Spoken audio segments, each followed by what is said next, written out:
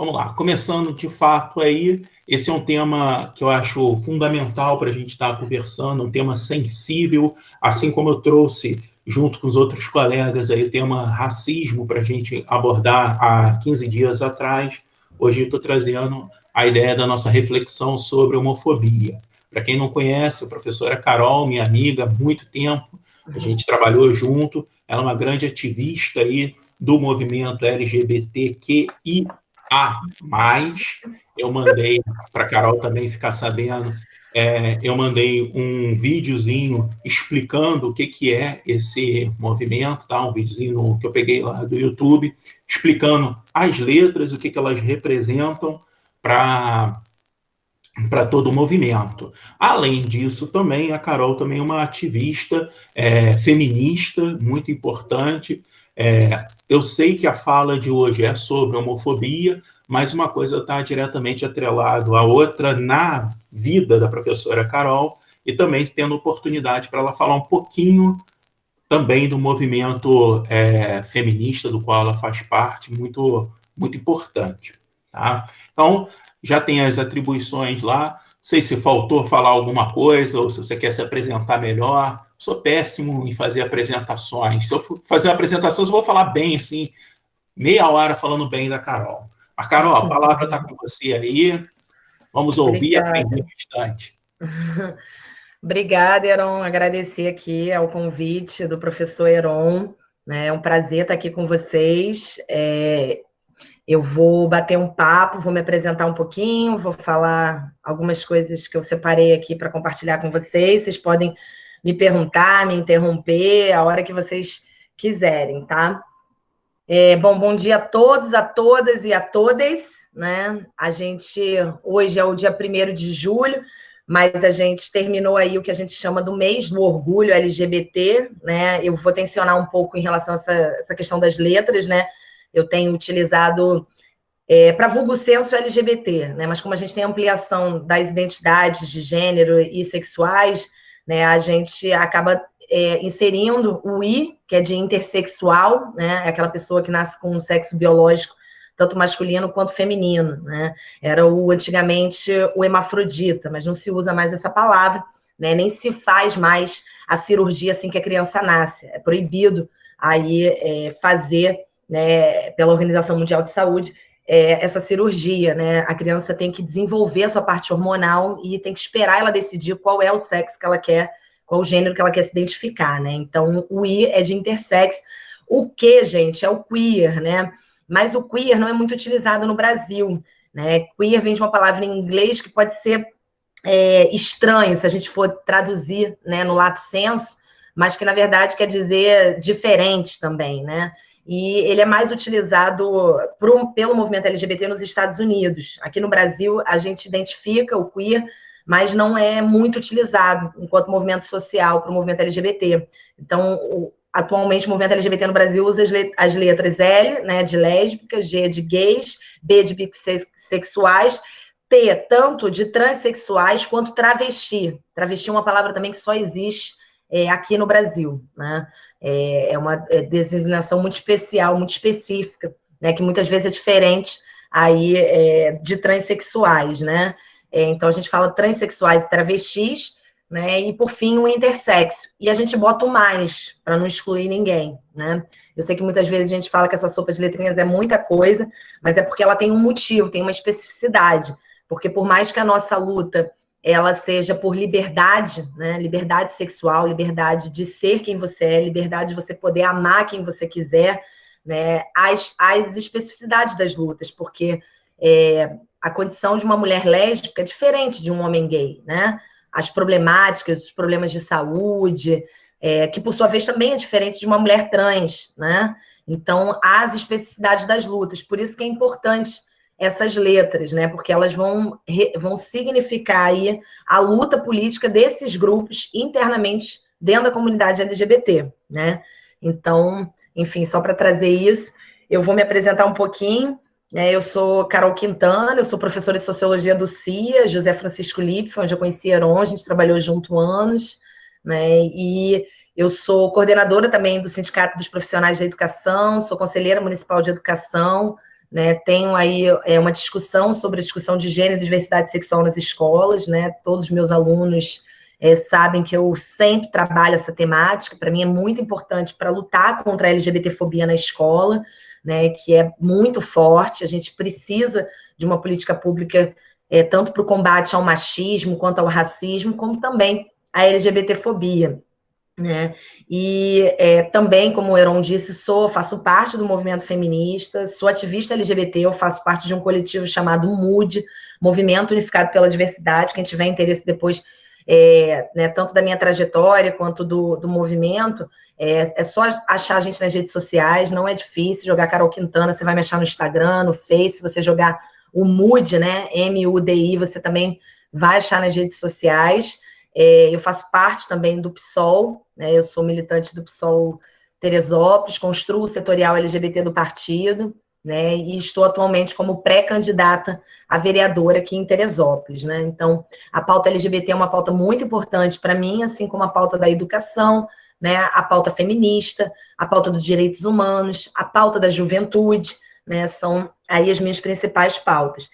A pauta LGBT eu sinto na carne, porque eu sou uma mulher lésbica, né? Então, eu desde nova, eu sempre, eu sempre, assim, toda pessoa que é LGBT, ela entra numa luta política, né? Assim que ela nasce, porque principalmente as mulheres trans e os homens trans, porque o corpo é político, né? Então, a gente, desde pequeno, a gente tem que se identificar aí com o mundo que foi construído a partir de uma perspectiva do homem branco, né, cis heteronormativo. O mundo é patriarcal, o mundo é machista, o mundo é racista, o mundo é LGBTfóbico, e aí a gente tem o que a gente chama aí de androcentrismo, né? O mundo é construído a partir da perspectiva do homem, né? E esse homem é o homem branco, é o homem cis heteronormativo. Então, quando a gente fala o homem como sinônimo aí de humanidade, né? Os direitos do homem, o homem destrói a natureza, isso é um reflexo do machismo, né? E a gente precisa descolonizar o nosso vocabulário.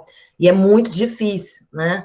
Mas a gente precisa, se a gente quiser combater esse racismo, esse machismo e essa LGBTfobia que ela é institucional, né, da nossa sociedade. A gente poderia tratar de toda uma temática aí sobre a relação do capitalismo com essas opressões, né? Porque tem tudo a ver, mas é tema de uma aula inteira. Eu vou reservar minha fala aqui para falar um pouquinho do movimento LGBT, né? Não sei se vocês conhecem, tanto no mundo quanto no Brasil. E esse mês, como eu estava dizendo, a gente comemora aí 51 anos das revoltas de Stonewall, né?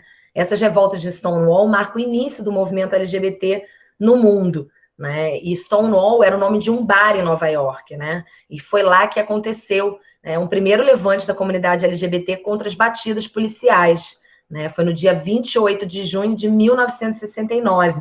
Por quê? Porque era crime, né? Ser LGBT, e aí só para aqui também para problematizar um pouco o que o Heron trouxe, quando a gente fala de homofobia, e quando o Heron me mostrou o caso, estava homofobia e pluralidade, eu falei, Heron, vou até desconstruir. A gente usa a LGBTfobia, porque homofobia, e mais uma vez, é muito da luta do movimento LGBT no Brasil, porque tem a ver com a nossa língua também, né? Nos Estados Unidos, a palavra gay, ela serve tanto para o homem gay, quanto para a mulher lésbica. Então, quando você fala gay ou homo, necessariamente você já abrange os dois gêneros. Aqui no Brasil, a palavra gay, ela está muito mais restrita ao homem, né? Então, a gente usa a palavra lésbica para mulher. Então, quando a gente fala de homofobia, a gente normalmente está falando da violência contra o homem gay. E aí a gente invisibiliza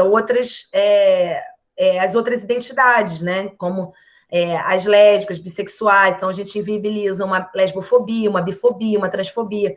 Então, o que a gente tem feito? A gente tem reivindicado no movimento LGBT a palavra LGBTfobia. Então, por exemplo, dia 17 de maio, a luta mundial contra a homofobia. O termo está assim, né? Mas a gente luta para que o termo mude, a gente já tem se apropriado do termo Dia Mundial contra a LGBTfobia. Por quê? Porque há um apagamento das outras letras, e aí isso é também uma problemática do movimento LGBT, né? Que muitas vezes nós, mulheres lésbicas, sofremos o machismo, né? Por conta dos homens gays. Então, isso inclusive foi fator de mudança aí. Na minha época, e Heron também deve se lembrar, a gente chamava de GLS, né? Gays, lésbicas e simpatizantes. Eu acho até que o S de simpatizantes não deveria ter caído, acho que ele é importante, né? A gente precisa de aliados na luta contra a LGBTfobia. Da mesma maneira que não basta não ser racista, tem que ser antirracista, né? E os brancos, eles têm que se comprometer na luta contra o racismo também, né? Revisando os seus privilégios, a sua branquitude, né? Da mesma maneira, a gente também interpreta isso no movimento LGBT, né? A gente precisa criar uma cultura de anti-LGBTfobia, né? E aí a gente conta com os aliados. Mas em 99 teve uma mudança, justamente por essa compreensão de que havia um apagamento e um machismo das mulheres dentro do movimento LGBT.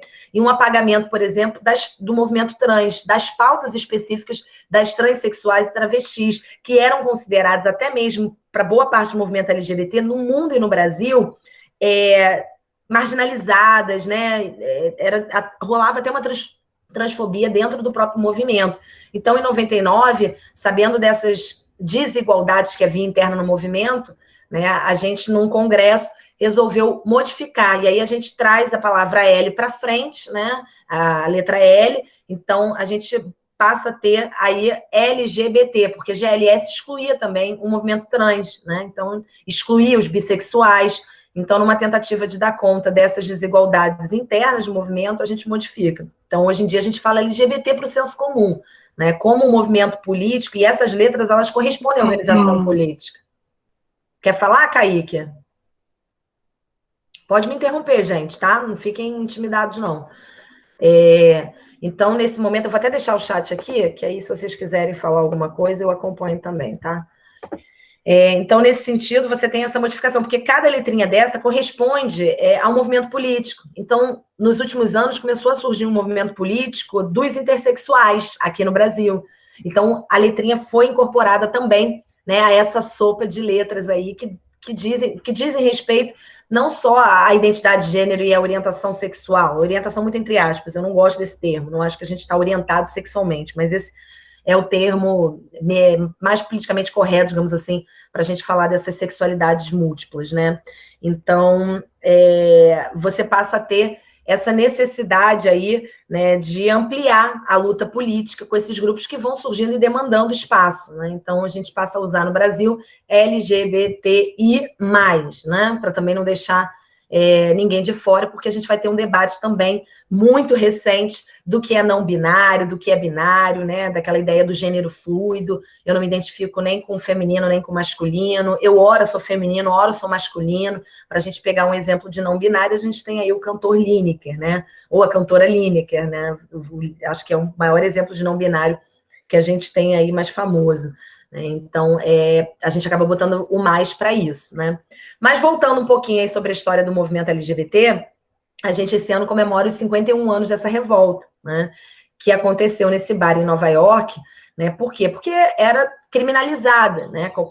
Tanto moralmente quanto legalmente. Então, as pessoas trans não podiam, você não podia ser você mesma na rua, né? Um homem não podia se vestir de mulher na rua porque era preso. Né, 2 mulheres não podiam se beijar na rua porque eram presas, né? Fora todo aquele preconceito moral, né? Enfim, toda aquela discriminação que a pessoa tinha que ficar regulando comportamento, jeito, para não ser mandada embora do trabalho, né?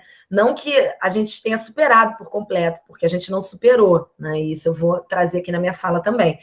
Mas havia uma repressão e uma não aceitação muito grande, né? E o que acontecia? Os bares de Nova York, eles eram dominados pela máfia italiana. Inclusive, tem várias séries interessantes, né? A Família Soprano, uma série interessante que conta um pouco desse domínio da máfia italiana nos bares, né, de Nova York e Chicago. E o que acontece? O Stonewall era um dos poucos bares onde os LGBTs podiam dançar, onde podiam, né, ser eles mesmos, flertar. Né? Por quê? Porque o Tony, o dono do bar, ele pagava uma propina para a polícia. E aí a polícia fazia vista grossa. A polícia não fazia batida no bar dele porque ele pagava. E, ao mesmo tempo, ele tinha lucros, né? Imagina, todos os LGBTs da cidade iam lá consumir no bar dele. Então, havia uma relação aí. Só que o Tony deixa de pagar a propina no mês, né? E aí a polícia faz a batida no dia 28. E no que entra no bar, sai prendendo, sai batendo, humilhando. Só que nesse dia especificamente, já cansada dessas batidas que eram regulares, né, a comunidade LGBT se revolta, se levanta. E aí começa a revidar a entrada da polícia, e você tem um confronto que ficou marcado como as revoltas de Stonewall, que vão durar 3 dias, né?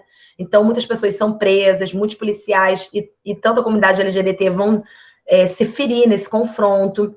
Só que o que marca aí, né, esse confronto? É que a comunidade LGBT, ela vence a polícia recua. E isso levanta um debate na opinião pública de Nova York, né? Logo na próxima semana, tem o filme de Stonewall, exatamente, que é maravilhoso. Inclusive, tem um aqui que eu vou até trazer, quando eu falar dela, eu vou recomendar para vocês, que conta um pouco essa história também. E aí, o que acontece? Você, na semana seguinte, você já tem a organização da primeira parada do orgulho, né? Por quê? Porque o tema do orgulho vai ser colocado, né? A gente não quer mais ficar em gueto, se escondendo, com medo, fingindo ser quem não é, né? Então, é a gente ser quem a gente é com orgulho, né? É sair do armário com orgulho, não é eu controlar os meus trejeitos para ser mais feminina, né? Ou no caso do gay afeminado para ser masculino, né? Não, é eu ser do jeito que eu sou, né? Então, você tem a primeira organização da parada, do que será, né, aí conhecida como a parada do orgulho. E aí você tem todo esse levante, esse questionamento, o movimento LGBT começa a se organizar, né, você tem a criação do STAR, que é uma casa de acolhimento para pessoas travestis, moradores de rua. Por quê? Porque esse levante, quem é que ficou no front, né? Foram as travestis, né? As travestis e as travestis periféricas de rua, né? E as mulheres lésbicas, né, que foram as primeiras que partiram para o confronto. E aqui eu quero citar 2 grandes lideranças, né, que são lendárias do movimento LGBT. Uma é a Marsha P. Johnson, que é uma travesti negra periférica, e a outra é a Silvia Rivera, que também é maravilhosa, fundadora do movimento LGBT, né, dessa Star. Ela é também uma moradora de rua latina, né? Então, sobre a Marsha P. Johnson, gente, tem um documentário muito bom na Netflix sobre ela, né? Conta esse período do Stonewall, de como ela participou da militância até a morte dela, porque ela, infelizmente, ela foi assassinada, né? E o caso ainda não foi concluído. Em 1992, ela foi achada no rio Hudson, que é aquele rio principal de Nova York, e muito se diz que ela foi morta pela polícia, né? O caso continua em aberto, né? Um explícito caso de transfobia, né? Então, esse documentário é bem interessante porque conta um pouco esse período do movimento LGBT, né? A Marsha P. Johnson conta da história da Silvia também, né? Então, você tem aí um protagonismo muito forte das travestis e das mulheres lésbicas, né? Mas o que você vai ver nos Estados Unidos ao longo dos anos? Você vai ver os homens gays de classe média se apropriando do movimento LGBT, né? Das pautas, das organizações. E lembrando também, né, gente, que os Estados Unidos, nesse período, eram um estopim, uma pólvora, né? O que eram os anos 60? Era a luta pelos direitos civis. A gente estava tendo tanto o levante do movimento feminista, né, com a mulherada dizendo, olha, a gente quer trabalhar, a gente quer salários igualitários, a gente não quer mais voltar para o fogão, como a gente vai ter o movimento negro, né, levantando contra a segregação racial nos Estados Unidos, na figura aí do Martin Luther King, do Malcolm X, da Angela Davis, e aí você vai ter o movimento LGBT também se levantando, né? O movimento LGBT se organiza mais tardiamente, mas ele também se levanta nos anos 60. Aqui no Brasil, a gente não está nesse período, porque nesse período a gente está vivendo uma ditadura militar. Então, ao invés da ampliação de direitos, né, a gente está vendo o quê? Um cerceamento da liberdade individual e dos direitos civis. Então, o movimento LGBT no Brasil, ele vai ter 2 características, né? Ele vai se desenvolver, primeiro, também numa luta contra a ditadura militar, né? Então, a gente vai ter aí, somente em 1978, final de 78, a fundação do SOMOS, que é o primeiro grupo, né, de luta aí, organizada, né, que é um grupo... esqueci agora as letrinhas, que é homossexuais, né, da luta homossexuais. Era um grupo de homens gays que faziam aí um enfrentamento, né, à ditadura militar e também aí discutiam questões relacionadas à homossexualidade. A gente vai ter em 79 também, né, aí a organização do Jornal Lampião, aqui no Rio de Janeiro, que era feito por um grupo de intelectuais de homens que discutia a homossexualidade e também discutia aí a oposição ao regime militar, né? Então, aqui no Brasil, a gente tem uma característica um pouco diferente, a gente demora um pouquinho mais, né? A gente não demora tanto, se organiza, mas justamente por a gente viver uma ditadura militar, não podia ter reuniões e organizações, né? Então, a gente vai ter um pouco diferente dos Estados Unidos nesse contexto, né? A gente é só mesmo no final aí no desgaste da ditadura militar, que a gente vai ter uma organização mais efetiva, que também vai se dar, por exemplo, nos bares, né? Por quê? Porque os bares e esses lugares, que a gente vai chamar de guetos, eram os lugares que a comunidade LGBT podia ir, podia frequentar, porque essa ideia de que nós somos, né, do submundo, imorais, subvertidos, faz com que a gente tenha que se esconder em determinados espaços de sociabilidade, né, para a gente poder paquerar, flertar, beijar, dançar, né? Então, acaba que leva a gente muito para esses lugares. Então, eu quero citar aqui também, por exemplo, a importância do movimento de mulheres lésbicas também no Brasil para fazer a formação aí do movimento LGBT, né? Então, você tinha um bar em São Paulo chamado Ferros Bar, onde as mulheres lésbicas se reuniam, né, para paquerar e tudo mais, e lá também começou a surgir um fanzine chamado Xana com Xana, né, onde as mulheres elas discutiam aí o amor entre mulheres, né, as problemáticas de ser uma mulher lésbica. E aí também foram duramente reprimidas, a polícia também batia, né? Imagina o que era você ser LGBT na ditadura militar. Pouco se fala sobre isso, né? Do sumiço das pessoas LGBTs, mas eu tenho uma amiga que é uma grande ativista LGBT, fundadora do movimento LGBT no Rio de Janeiro, que se chama Indianara Siqueira. Ela é coordenadora e fundadora da Casa NEM, que é um espaço de acolhimento para pessoas trans que foram expulsas de casa, né? Atualmente elas estão com uma ocupação lá em Copacabana, num prédio abandonado, é um trabalho magnífico, e que, inclusive, gente, começou a partir de um preparatório para o Enem, né? A Indianara tinha uma casa, por isso que ficou Casa NEM, porque era um espaço onde você preparava as travestis para fazerem o Enem, né? Então, eu cheguei até dar aula também no Prepara NEM um tempo, para poder aí dar uma, né, ascensão social e dar continuidade aos estudos, né? Que a gente sabe que para as travestis, né, para a população trans, homem trans, a escola é um espaço muito ruim, né? A maior parte não consegue dar continuidade aos estudos porque sofre muita transfobia e acaba, né, saindo, evadindo. E aí não tem como sobreviver, ninguém aceita, vai para onde? Vai para a prostituição, né? Então, isso é algo muito forte para a comunidade trans. A ANTRA, que é a Associação Nacional das Travestis no Brasil, estima que 92% das travestis no Brasil estão na prostituição. Então, é um grande problema, né? Por quê? Porque não encontra mercado de trabalho, né? Quantas vezes você já foi numa loja e viu uma pessoa trans te atendendo, né? Pouquíssimas, porque há esse preconceito, principalmente em relação a essa questão da imagem, né? Então, por isso que a letrinha T é a mais vulnerável, é a que mais sofre, né? É a que mais morre.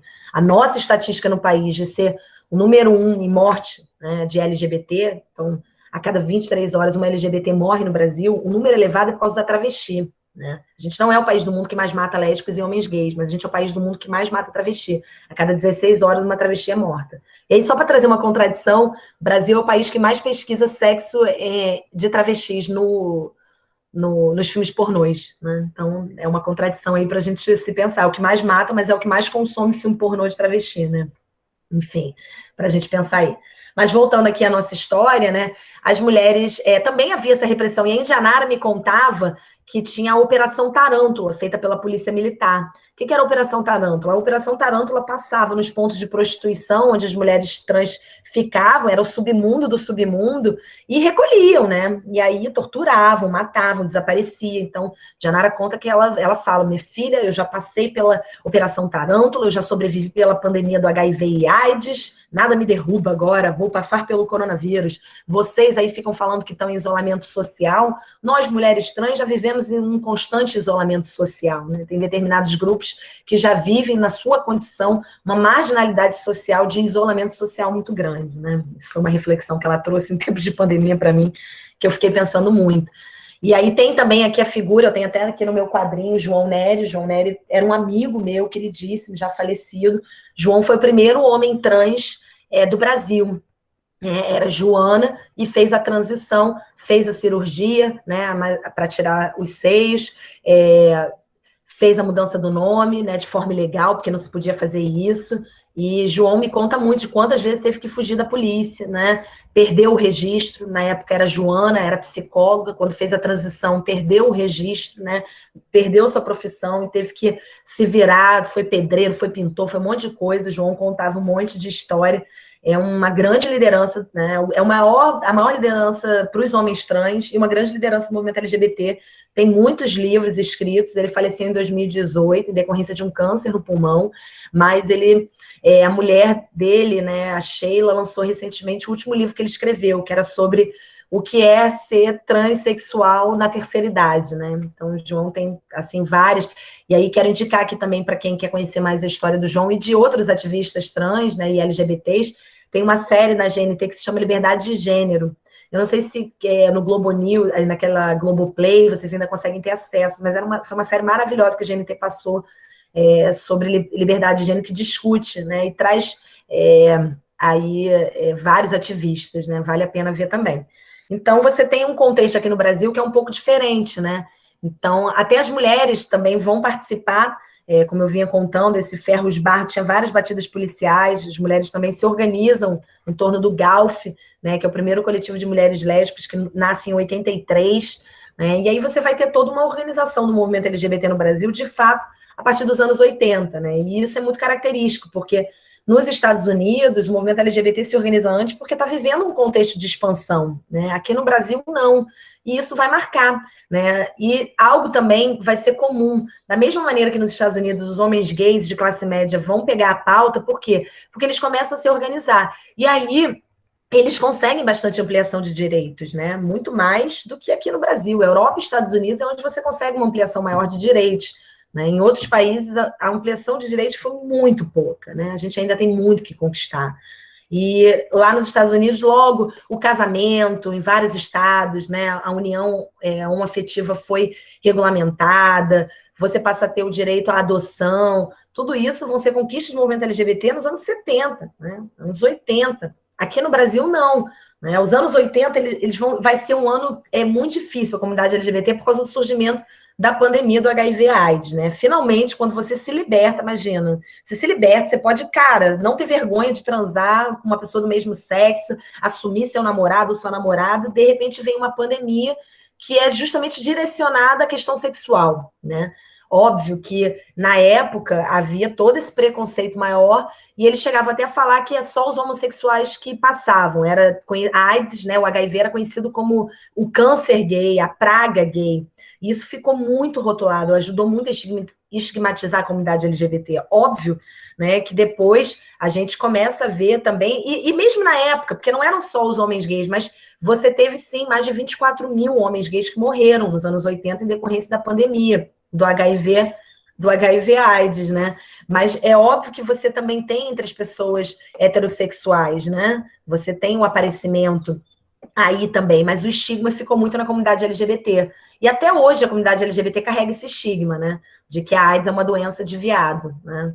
E não é verdade. Quando a gente olha o grupo que mais é atingido, hoje em dia são as mulheres e os homens mais velhos, né? Principalmente aqueles homens que traem suas esposas, não usam camisinha, e aí voltam para casa e contaminam suas esposas. Então, o maior grupo, né, é entre as pessoas mais velhas. Apesar de que eu tô até para ver já essas estatísticas, porque tem crescido muito entre a população jovem, né? Então, cuidado, gente, se cuidem, porque quando for transar é camisinha, né? Teve um aumento muito grande aí do HIV/AIDS a partir aí dos 17 anos, né? Entre 17 e 28 anos teve um aumento significativo nos últimos anos. A gente tem uma pandemia aí em curso, e a gente teve um sucateamento aí, né, de políticas de saúde e combate ao HIV e ao tratamento. Por exemplo, a verba que o SUS destinava à Fiocruz, que é um grande órgão aqui no Rio de Janeiro, né, que é pioneiro aí no tratamento de HIV e AIDS, né, enfim. Então, isso é um grande problema nos anos 80, né, para a comunidade LGBT. E aqui no Brasil também, quantos a gente não vai ver, né? A gente vai ter aí na figura do Cazuza o primeiro a ter coragem a assumir, né, que era soro positivo. O Cazuza vem a público no final dos anos 80 e fala, olha, eu sou soro positivo, né? Porque havia um preconceito muito grande, como ainda há, né, gente? Ainda há muito preconceito em torno das pessoas que são soro positivo. Então, nesse sentido, né, aqui no Brasil, a gente ainda vai demorar muito, e mesmo até hoje, se eu parar para pensar, a gente não tem nenhum direito que ele é garantido por lei, né? Por isso que os nossos direitos são muito frágeis. Por quê? Porque são apenas uma regulamentação do Supremo Tribunal Federal. é o judiciário que regulamenta. E quando o judiciário regulamenta, quando não é lei, a qualquer momento essas regulamentações podem ser tiradas, né? Se muda o governo, se o governo não quer, pressiona, muda. Você pode ter leis contrárias, né, feitas pelo Congresso. Inclusive, quando o Jair Bolsonaro assumiu em 2018, várias amigas minhas foram casar. Né? Eu fui madrinha de 3 casamentos de amigas minhas que estavam juntas há 15, 20 anos, né? Mas por quê? Porque elas ficaram com medo de que fosse revogada a união estável, né? Porque é um governo LGBTfóbico, né? Explicitamente LGBTfóbico. Então, elas ficaram com medo e foram casar. Por quê? Porque a qualquer momento isso pode cair. Então, todos os nossos direitos parcialmente conquistados, como, por exemplo, a união estável, o direito à herança, o direito a colocar no plano de saúde, o direito à adoção, o direito ao nome social, a redesignação sexual, né, a criminalização da LGBTfobia que a gente viu ano passado, todos esses direitos, eles são apenas regulamentados pelo STF, né? Eles não têm aí força de lei, o que é muito ruim, porque a qualquer momento pode ser retirado, né? Então, ainda há muito que se lutar, né, para a conquista desses direitos. A gente vai ver aí, e trazendo aqui, né, a parada, a gente vai ver a primeira parada do orgulho LGBT acontecendo no Brasil em 96, no Rio de Janeiro. Aí, em 97, acontece em São Paulo, né? E a de São Paulo é a maior parada do mundo, né? Segundo os organizadores, aí em 2018, foram 3 milhões de pessoas, né? É a maior parada LGBT do mundo. E por que a parada é importante? Porque não só festa, e muitas vezes os LGBTs eu acho que vão para a festa, para a pegação debaixo da bandeira, mas ali é uma luta política por direitos, né? É dar visibilidade à nossa existência. Por quê? Porque a nossa existência é invisibilizada o tempo todo. Nós não aparecemos para o Estado. E a LGBTfobia está colocada aí. Né? Então, quando eu não produzo dados, quando eu não, o Estado é omisso no reconhecimento da nossa existência, tem um motivo, né? Se não aparecem dados, não tem problema. Se não tem problema, não precisa ter políticas públicas. Por isso que uma das pautas atuais do movimento LGBT no Brasil é a produção de dados. A gente não sabe, de fato, quantas pessoas morrem. Por quê? Esses números que eu trouxe para vocês, e eu estou falando de números de morte de violência, porque a gente tem a morte por depressão e por suicídio, que é altíssimo também, e não estão dentro desses registros, né? E esses registros são feitos pelo Grupo Gay da Bahia, que também foi uma ONG que se organizou nos anos 80, também muito importante para a fundação do movimento LGBT no Brasil, né? E eles fazem uma estatística aproximada pelas notícias que saem no jornal, né? Então, imagina, tem muitos casos que não saem no jornal, então os dados são aproximados, né? A gente não tem, por exemplo, num registro no BO, uma tipificação de que aquele crime foi um crime de ódio. Foi um assassinato? Foi um homicídio? Foi. Mas tem peculiaridades. É a mesma coisa em relação ao feminicídio. Né? Em relação ao feminicídio, a gente tem estatísticas. Por quê? Porque a Lei Maria da Penha existe. Então, ali, o que acontece? Quando você comprova que aquele assassinato foi porque tem um crime de ódio, ele aumenta ainda em 8 anos a pena. Né? Você tem um aumento da sua pena. Então, você consegue tipificar, e a gente consegue pegar. Então, são dados oficiais que o Brasil é o 5º país do mundo que mais mata mulheres. Né? A estatística é altíssima do feminicídio. Mas por quê? Porque você tem dados oficiais para trabalhar. Aqui, com a comunidade LGBT, você não tem, você tem uma aproximação. Então, a gente não sabe ao certo. Então, a primeira demanda é a gente ter dados oficiais. Né? Você tem alguns projetos de lei que estão tramitando, né, que permitem, que buscam essa produção de dados, então, de você ter uma tipificação lá no BO de que foi um crime de LGBTfobia. A gente já teve digamos, eu não vou falar também que é uma grande conquista, porque eu tenho muitos questionamentos em relação à criminalização da LGBTfobia, né, na época que foi discutida ano passado, eu defendi, porque eu acho que a lei, ela serve também como uma forma de educação, ela segura a onda, e já me chega, assim, relatos de pessoas, né, inclusive, Heron deve se lembrar, a gente deu aula para o Igor Félix, né, eu fiz uma live essa semana, né, LGBTs com Carol Quintana, e o Igor estava lá. E o Igor falou exatamente isso para mim, assim, falou que ele sempre, né, anda na rua, super feminino, de maquiagem, aquela coisa toda, e volta e meia, né, brincam com ele, que vou enfiar porrada nesse viadinho. Aí ele disse que depois da criminalização ele ouviu assim, cara, que merda que agora a gente não dá pra gente enfiar porrada nesses viados, senão a gente é preso. Né? Então, ou seja, é um efeito aí intimidador de uma lei. Né? Uma lei que, quer dizer, que não é nem lei, né? Que tem um número jurídico para isso, porque não é lei, é uma regulamentação.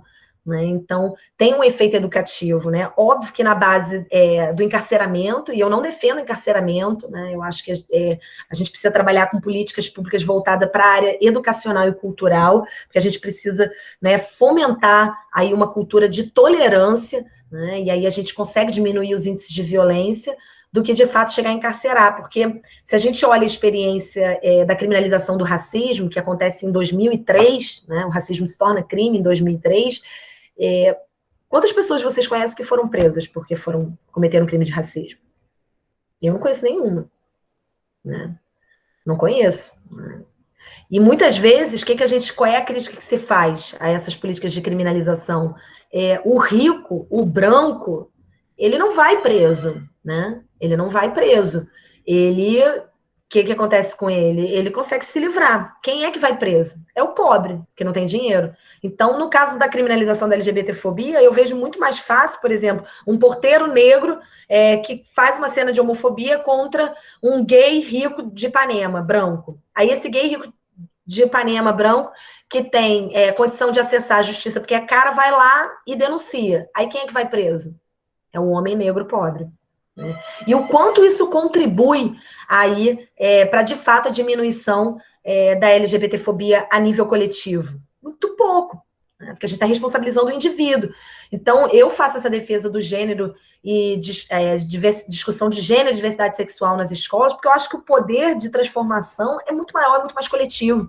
Você começa a fomentar uma cultura, né, de tolerância, né? E aí você começa a criar uma sociedade menos violenta, né? Então, isso é uma coisa que é muito importante a gente trazer também dos debates, de onde que a gente deve lutar, né? Então, eu acho que já falei pra caramba, quero que vocês falem, quero comentar aqui. O V de Vingança é maravilhoso, gente. Mostra muito, inclusive, mostra a perseguição de duas mulheres, né? Que eram casadas e que sofrem uma perseguição. Né? Eu, inclusive, gente, aqui eu vou fazer até também, para quem tiver interesse, eu publiquei um artigo, agora nessa Semana do Orgulho LGBT, né? Eu publiquei um artigo sobre a perseguição LGBT nos regimes fascistas e nazistas, né? E a atual ameaça bolsonarista à vida, né, dos LGBTs brasileiros. Tá no Esquerda Online, eu já publiquei na minha página, posso mandar para o Heron, se ele quiser mandar. Eu faço um apanhado histórico aí de como que nós, LGBTs, fomos perseguidos e pra caramba no regime nazista, né? É porque isso não se fala muito, até pela LGBTfobia, mas estima-se que mais de 15 mil homossexuais foram mortos, né? As mulheres lésbicas foram menos perseguidas, por quê? Porque viam nela uma possibilidade de reprodução, né? Ainda de um filho ariano. Mas você tem casos, sim, de mulheres lésbicas que são presas, eu trago lá, né, um caso específico bem emblemático. Então, é muito importante, lembrando também que houve perseguição LGBT nos regimes stalinistas, né? Então, você tem perseguição também na Alemanha Oriental, no pós-Segunda Guerra, você tem perseguição nesses países aí do leste europeu, né? Então, nesse sentido, para quem tiver interesse, tá bem bacana aí o artigo, tá lá na página do Esquerda Online, eu posso estar mandando o link depois para vocês.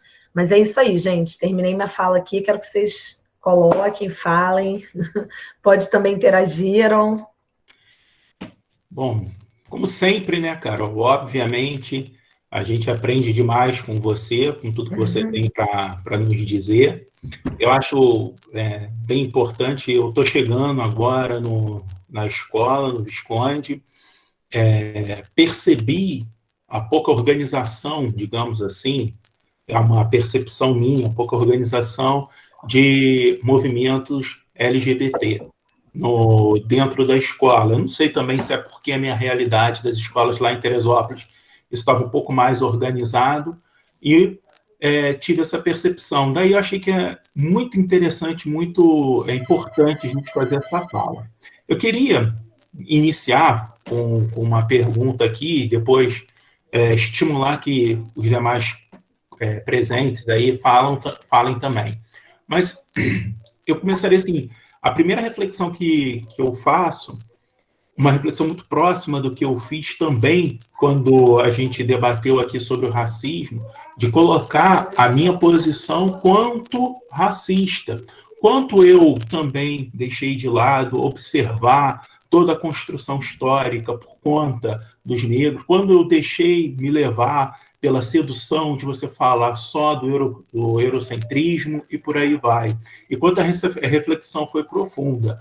E eu acho também que essa reflexão tem que ser feita dentro da ideia, tá, que a gente está abordando aqui do movimento LGBT. O quanto a gente aceita determinadas piadas, quanto a gente aceita determinadas falas que são claramente ofensivas, claramente homofóbicas, e quanto a gente acaba, de certa forma, reproduzindo tudo isso. Então, assim, é um papel extremamente importante mesmo de todos debaterem, falarem, conversarem sobre isso. Eu falei com a professora Nájila a respeito desse debate aqui, que teve um aluno que mandou para mim no privado perguntando por que a gente tem que falar em meio à pandemia, está aqui falando sobre LGBT. Então, por quê? E aí eu coloquei, pela importância do tema, da gente refletir, da gente repensar sobre os nossos próprios preconceitos. Então, assim, sobre isso, talvez é uma resposta a por que a gente está aqui falando sobre isso, porque é importante. Mas, assim, eu gostaria que você falasse um pouquinho pelo fato de ser importante também. São duas coisas. A primeira os conflitos, e eu sei que você tem uma fala bem importante nesse sentido também. Os conflitos em casa, tá? Dentro da família. Como é difícil você, às vezes, conversar com os pais, você tendo essa identidade LGBT, o quanto é complicado trabalhar isso dentro de casa, não aceitação. Às vezes a gente não consegue perceber que os pais também não aceitam por toda uma construção que é colocado historicamente, socialmente para eles. Então, eu gostaria que você falasse sobre esse conflito, desse algumas... não vou dizer conselho, porque conselho é um negócio muito complicado, assim, mas você falasse um pouco a respeito desses conflitos do próprio adolescente com a família e também, se você tem algum conhecimento das comunidades aqui próximas, Quissamã, que as pessoas podem estar procurando para conversar, debater, se abrir, chorar as mazelas, porque às vezes é bom também, Carol, a gente chorar, a gente deixar de lado a nossa força, chorar, mostrar a nossa fraqueza, e às vezes é importante ter um ombro para fazer isso. Pode falar para a gente um pouquinho aí? Sim, claro. Não, com certeza. A gente tem que chorar. E, na verdade, gente, eu falo muito isso, né? É óbvio que é importante a gente se assumir, a gente se colocar, sair do armário com orgulho. Mas, às vezes, o armário é uma proteção, né? A gente vive um contexto de muita violência, de muita brutalidade contra a nossa existência, né? E a primeira coisa que a gente tem que fazer é sobreviver, cara. É encontrar uma maneira de se manter vivo, né? Então, às vezes, eu falo isso até para os meus alunos quando vem, eu falo, cara, não dá para assumir, não dá para nada. Então, cara, mente, não assume, guarda, reprime, arruma uma namorada ou um namorado fictício, mas assim, sobrevivam, né? Porque você tem contexto, às vezes, que é isso, não adianta ficar batendo, né, de frente, porque você vai se ferrar, né? Eu tenho casos de uma aluna minha, já há 2 anos eu faço essa mediação do conflito dela com a namorada, e assim, é um contexto de violência extrema, né? Toda vez que ela tenta se colocar, ela apanha, né? Ela apanha. Então, não se coloque, foi o que eu falei para ela, não se coloque, fica quieta, mas aí eu tenho que reprimir. Eu falei, eu entendo que você quer se colocar, mas, cara, você está sofrendo com isso. Então, para muitos eu falo, o armário é uma defesa, né? Calma, tudo tem seu tempo, você vai ter a sua independência, você vai conseguir. Se as pessoas não te aceitam, se seus pais não te aceitam, fica tranquilo que você vai você vai ter que sair de casa, vai ter sua independência e você vai poder ser quem você é, né? Então, eu acho que muitas vezes é isso. É óbvio que você está numa família que te acolhe, isso é fundamental, né? E eu falo por mim, eu sempre... Não vou falar que eu nunca sofri lesbofobia, porque eu estaria mentindo. Não tem um LGBT que não tenha sofrido, porque a LGBTfobia institucional, como o Heron falou, muitas vezes está em pequenas coisas que a gente nem percebe. A mesma coisa o racismo, né? A gente não percebe. A gente naturaliza, e a gente precisa ficar atento para não naturalizar essas opressões, porque é uma forma de combater elas, é não naturalizar, né? A gente está o tempo todo trazendo ela para o âmbito da crítica. Então, não aceitar piadas, né? Eu, quando começa a palavra viadinho, o que mais tem na escola? Ô, seu viadinho! O cara perde o gol lá na educação física. Ô, viado! Eu não deixo passar. Eu sempre falo viado por quê? De forma pejorativa?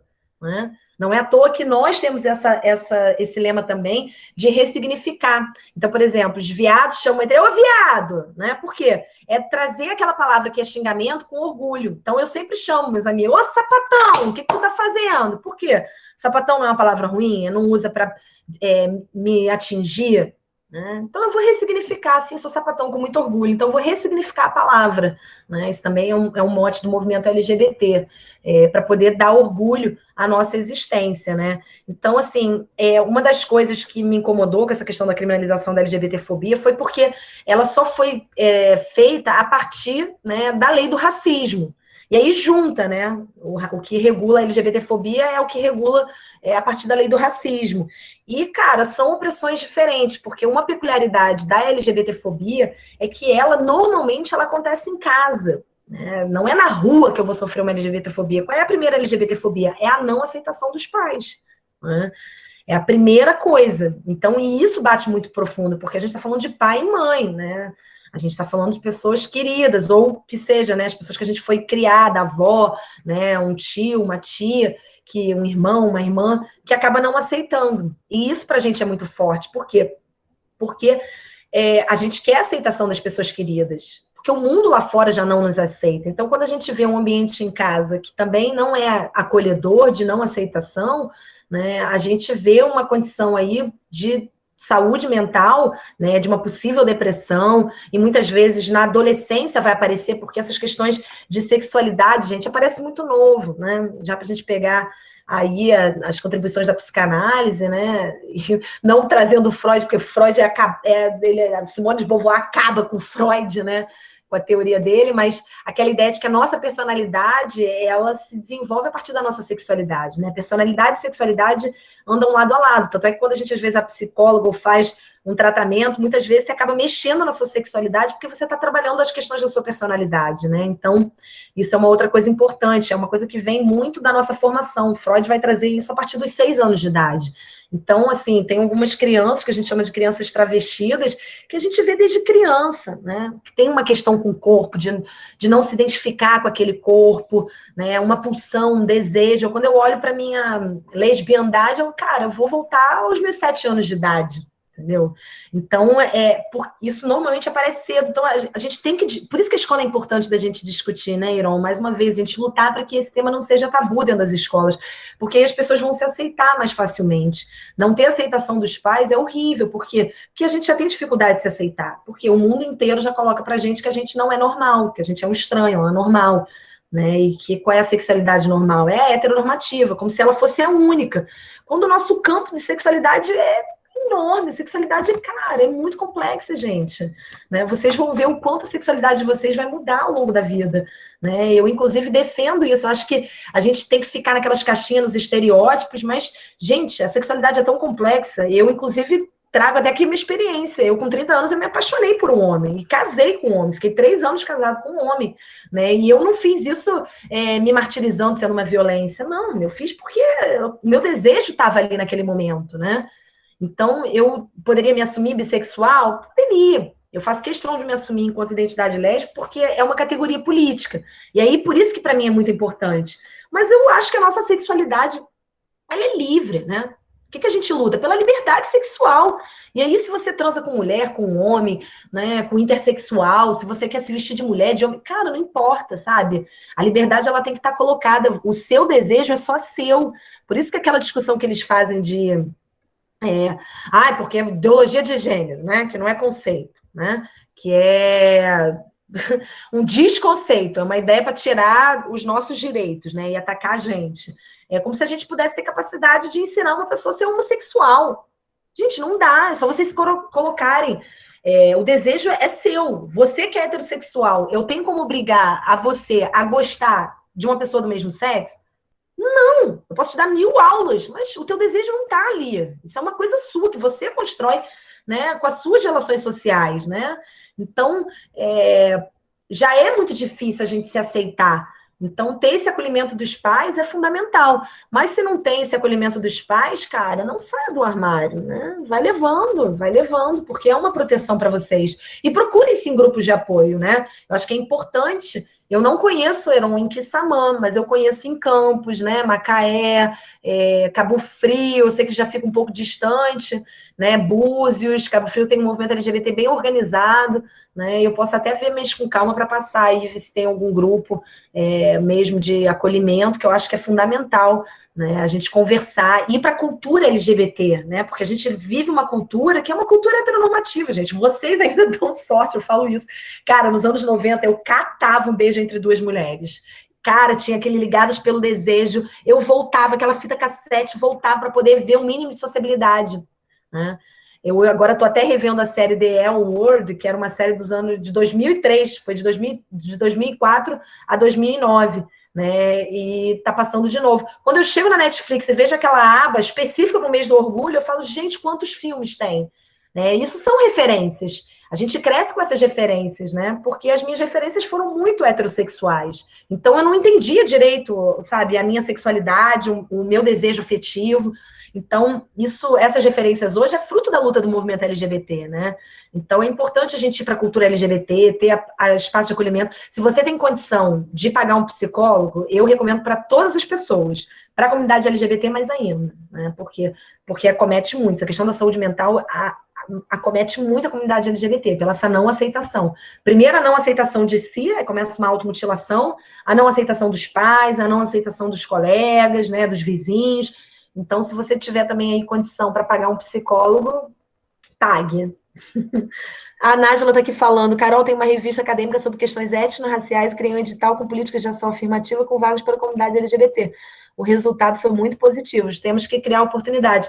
Pô, Nájila, que legal, muito bacana, fundamental você ter essa produção, né, isso que eu estava falando, de referência literária, né, inclusive, de pegar textos da própria comunidade LGBT, né, de botar para fora. Eu tenho muitos alunos que escrevem vários poemas, inclusive até para o Léo, recentemente falei, menino, vamos fazer uma fanzine com seus poemas, né? Tudo poemas homossexuais, né? Que precisam ter espaço, é uma forma dele botar para fora também isso, né? Então, muito bacana essa tua revista, fiquei até curiosa, depois me manda. Antigamente, se eu morasse com uma mulher, a polícia bateria em minha porta. Sim, você ia ser denunciada, sim, com certeza. Provavelmente iam tacar ovo na sua porta, né? Você ia ser desmoralizada.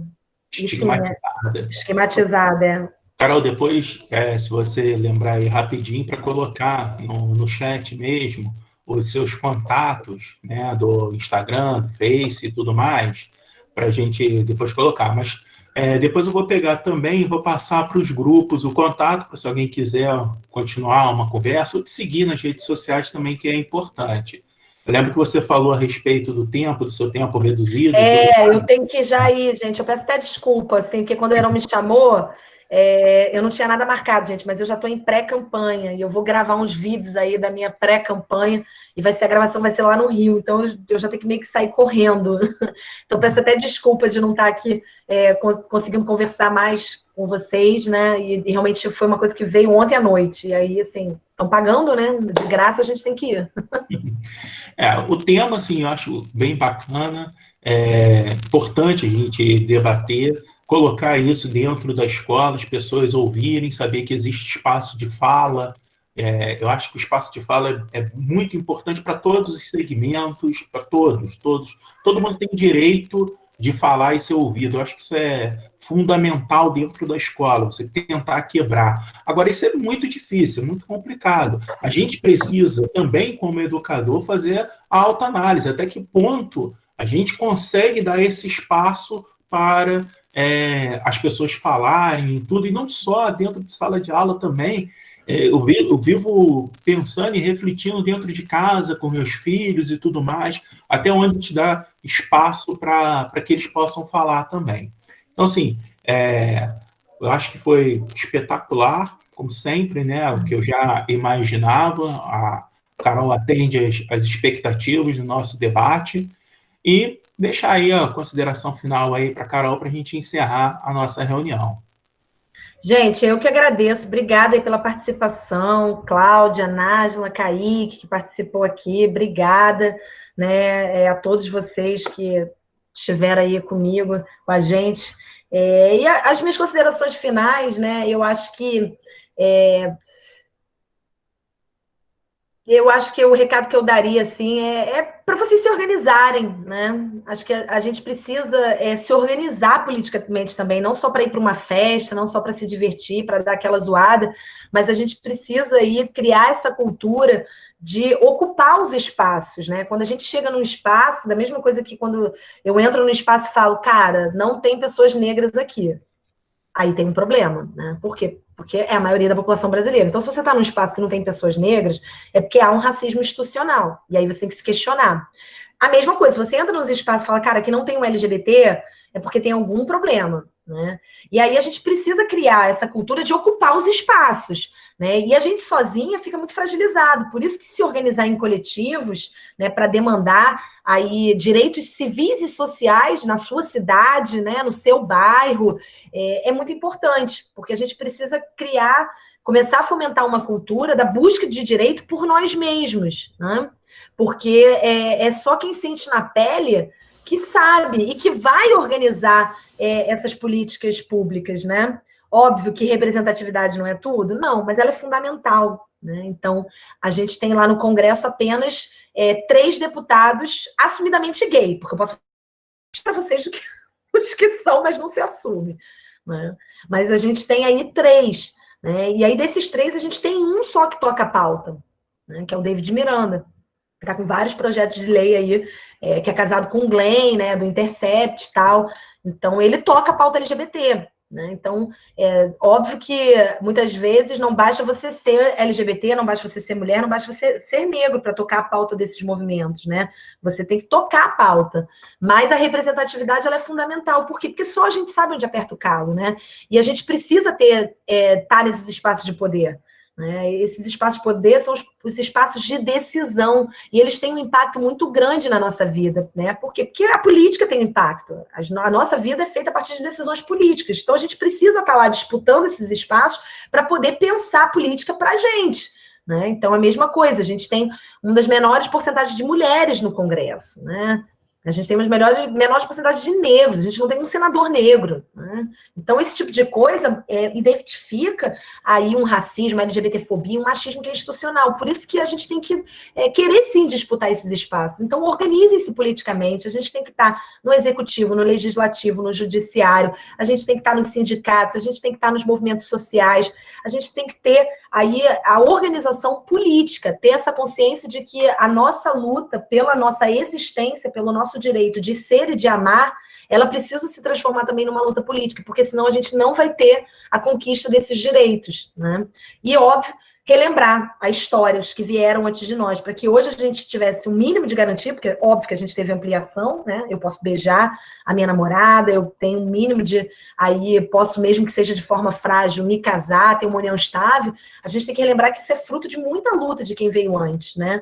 Para a gente poder relembrar a nossa história e a gente poder dar continuidade à nossa luta. Os que vieram antes, né, para formar os que estão aqui, para os que vão dar força para as pessoas futuras, que são vocês, a geração nova, para dar continuidade à luta. E quem sabe a gente ter uma democracia de fato plena, né, onde você dá liberdade e igualdade a todos os grupos sociais, né? Porque nós não queremos privilégios, nós queremos apenas a igualdade de direitos. Então, a minha mensagem final para vocês é: organizem-se. Organizem-se nos grêmios, façam um coletivo LGBT na escola de vocês e me chamem para um debate que eu vou amarradona. Muito obrigado, Carol. Agradecer também a todos os alunos aqui presentes. Teve aí 44 pessoas na sala. Nossa, que maravilha isso. Muito bacana. É claro que a expectativa sempre é maior, né? Imaginava um pouco mais de gente, mas eu quero agradecer muito a todo mundo que está aqui. E todo mundo pode ter certeza que a gente vai dar continuidade aos assuntos sensíveis. Já falamos sobre racismo, homofobia, e eu vou dar continuidade também a esses debates sensíveis aí para o futuro. A gente vai trazer outras pautas para debater também. Muito obrigado aí a todos que participaram. Foi uma conversa muito agradável, muito excelente. E a portas abertas sempre para a Carol retornar aí para um debate com a gente. Valeu. Eu que agradeço, gente. Obrigada, bom dia aí para vocês. Fiquem bem, cuidem-se, a pandemia não tá mole. Tchau, tchau, gente. Até o próximo encontro.